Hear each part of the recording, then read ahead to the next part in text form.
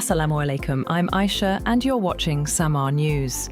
Here are today's headlines.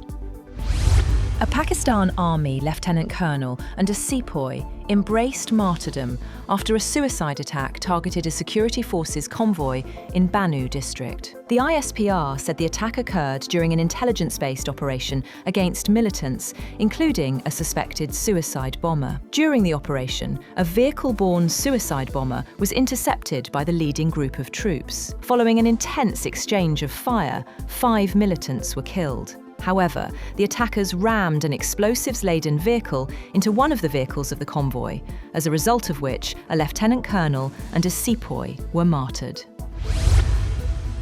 US President Donald Trump says he will raise temporary tariffs on nearly all imports from 10% to 15%, the maximum level permitted under the law. The move comes after the US Supreme Court struck down his previous tariff program, ruling that he had exceeded his authority under an economic emergency statute. Trump had initially announced a 10% across-the-board tariff following the court's decision, before confirming the higher 15% rate.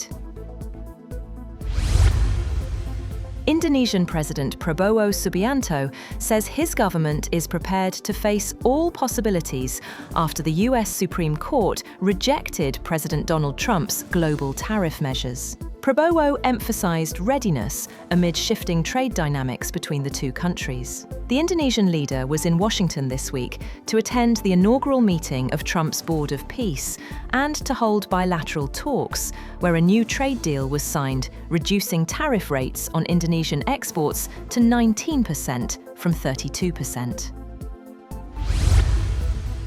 Iran and the United States are sliding rapidly towards military conflict as hopes fade for a diplomatic solution to their standoff over Tehran's nuclear program. Officials on both sides and diplomats across the Gulf and Europe say that Iran's Gulf neighbors and its enemy Israel now consider a conflict to be more likely than a settlement, with Washington building up one of its biggest military deployments in the region since the invasion of Iraq in 2003. A source familiar with the planning said Israel believes Tehran and Washington are at an impasse and is making preparations for possible joint military action with the United States.